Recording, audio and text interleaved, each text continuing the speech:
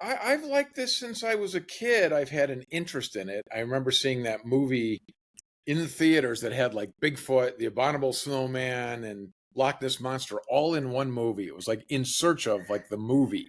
Wow. And so I loved these sorts of topics back then. And then after college, even I began listening to Art Bell, which I thought was just so interesting to me. And I couldn't understand why it wasn't like more prominent in the world, you know? And I kind of got interested in those topics. The big thing was for me reading the two books that everybody says, which are Van Daniken's Chariots of the Gods and Whitley Strieber's Communion. I read those when they came out. I read Communion right when it came out in the 80s, and I was like, this is incredible.